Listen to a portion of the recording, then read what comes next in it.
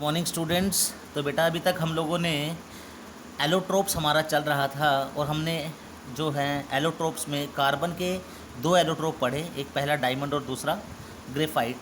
तीसरा एलोट्रोप है बेटा हमारे पास फुलेरिन। जो फुलेरिन है वो रिसेंटली प्रिपेयर्ड एलोट्रोप है कार्बन का, और इसको सबसे पहले किसने बनाया था? एच.डब्ल्यू. क्रोटो, स्मेली एंड रॉबर्ट कर्ट ने इसको क्या किया था? फुलेरिन को बनाया था, डिस्कवर किया था सबसे पहले, ठीक है ना। और उनको इसकी डिस्कवरी के लिए नोबेल प्राइज़ दिया गया था इन 1996। बाद में अब इन तीनों साइंटिस्टों ने इसको लेज़र बीम की हेल्प से बनाया था, ठीक है ना। जब उन्होंने लेज़र बीम को डाला ग्रेफाइट के ऊपर वेपर स्टेट में तो उन्हें फुलेरिन मिला, ठीक है ना। लेकिन बाद में फुलेरिन को ऑब्टेन किया गया by heating graphite bye striking an electric arc in the presence of inert gas, ठीक है ना। इनर्ट गैस की प्रेजेंस में ऑब्टेन किया गया हीटिंग करके ग्रेफाइट को। लेकिन हमें कुछ बातें ये भी पता होनी चाहिए कि फुलेरिन जो है वो चिमनी के अंदर भी प्रेजेंट होता है। कैंडल फ्लेम जो है हमारी, उसके अंदर भी क्या होता है? जो चिमनी के अंदर कहाँ पे? वेयर सूट गेट डिपोजिटेड, जो सूट होती है उसके अंदर, चिमनी की सूट के अंदर क्या प्रेजेंट होता है? फुलेरिन प्रेजेंट होता है। सिमिलरली कैंडल फ्लेम के अंदर भी प्रेजेंट होता है। तो केमिकली आप क्या देखोगे कि जो फुलेरिन मॉलिक्यूल है वो कॉम्बिनेशन है बहुत large number of carbon atoms का, यानी n number of carbon atoms वहाँ पे क्या है? आपस में जुड़े हुए हैं। जैसे हमारे पास मोस्ट कॉमनली फुलेरिन जो एग्जाम्पल आता है वो 60 कार्बन एटम्स का सबसे पहले जो डिस्कवर हुआ था, इसलिए हम उसको C60 क्यों बोलते हैं? क्योंकि यहाँ पे 60 कार्बन एटम आपस में क्या है? जुड़े हुए हैं, ठीक है ना। और इस C60 फुलेरिन के अंदर कुछ स्मॉल प्रपोर्शन में हमारे पास C70 का एलोट्रोप भी मिलता है, और कुछ ट्रेसेस ऑफ कंपाउंड भी प्रेजेंट होते हैं जो C370 की फॉर्म में भी वहाँ पे प्रेजेंट होता है। अब इनको आइसोलेट करने के लिए क्या होता है कि जो C60 और C70 है, अब ये मिक्सचर है फुलेरिन किस किस का मिक्सचर है? C60 का, C70 का और C370 का, ठीक है ना। तो इनको अलग अलग करने के लिए इनको आइसोलेट किया जाता है किसकी हेल्प से? टोलिन की हेल्प से। टोल्विन को जब इसमें डाल दिया जाता है फुलेरिन के अंदर तो होगा क्या? ये C60 और C70 टोलिन में सोल्यूबल होने की वजह से बाहर निकल जाता है, और इनका कलर कैसा होता है? Purple and orange red. अब C370 से अलग हो गए C60 और C70। तो जैसे ही C60 और C70 का मिक्सचर हमें मिला तो हमने क्या किया बाद में? By the using of adsorption chromatography की हेल्प से C60 और C70 को अलग कर दिया।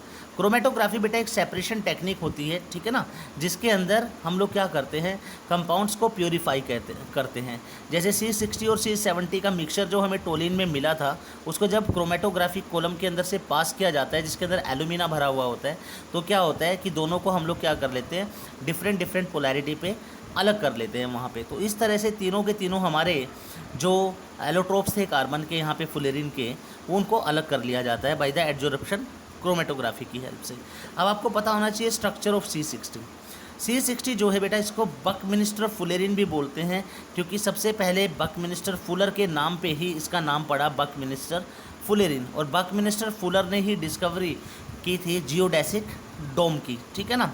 तो इसका जो मॉलिक्यूलर स्ट्रक्चर है जियोडेसिक डोम का वो बिल्कुल C60 से मिलता जुलता है। दूसरा पॉइंट हम ये कह सकते हैं कि जो शेप है C60 की वो बिल्कुल कैसी है? सोसर बोल की तरह दिखाई देता है ये, जिसके अंदर 6 मेंबर और 5 मेंबर रिंग आपस में जुड़े हुए होते हैं। और जब इस सोसर बोल को हम क्या बोलते हैं? बकी बोल भी बोलते हैं।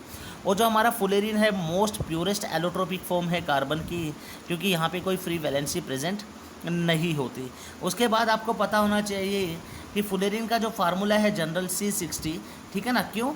क्योंकि यहाँ पे molecular that is a molecule of fullerene consist of 60 carbon atom.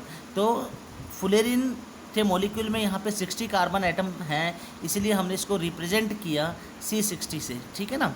अब कुछ यूजेस आपको फुलेरिन के पता होने चाहिए कि जो फुलेरिन है वो इंसुलेटर की तरह काम करता है, लेकिन इसको कन्वर्ट किया जा सकता है सेमीकंडक्टर और सुपर कंडक्टर में बाय सिचुएबल कंडीशंस पे, ठीक है ना।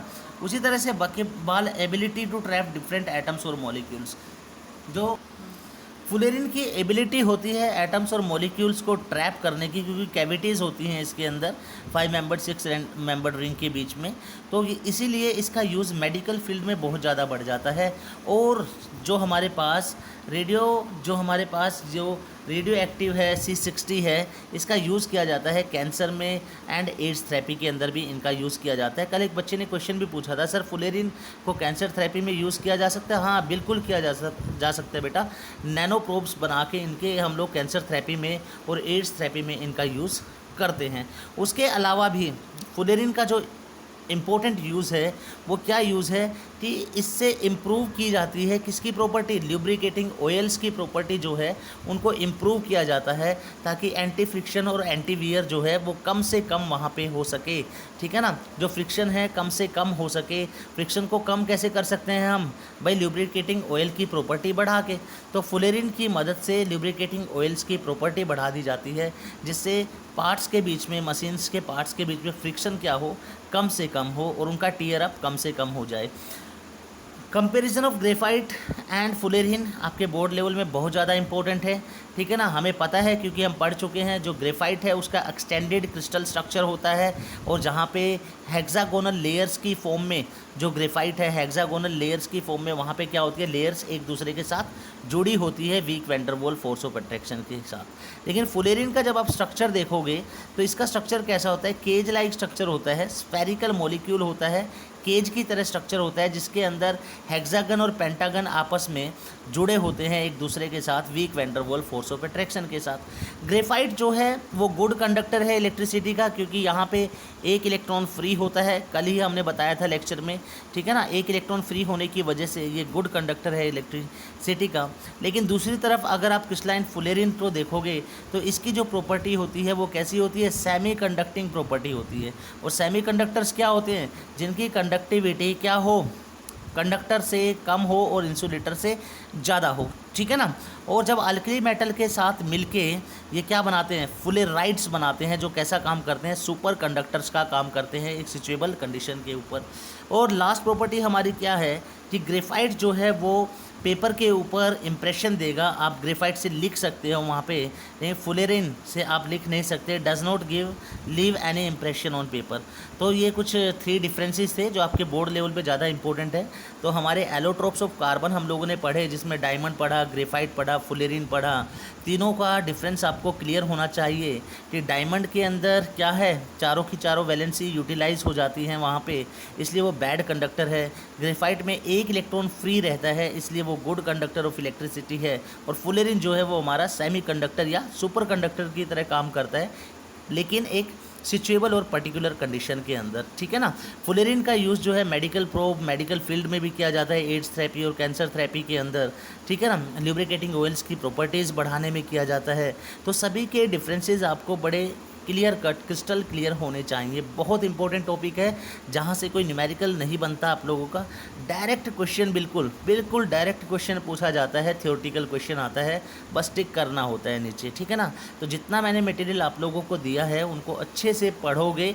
ठीक है, क्योंकि आगे आगे चैप्टर थोड़ा सा टफ होता चला जाएगा, अभी तक तो सिर्फ बेसिक चल रहा है, तो इसको अच्छे से करोगे बेटा। Okay, thank you very much.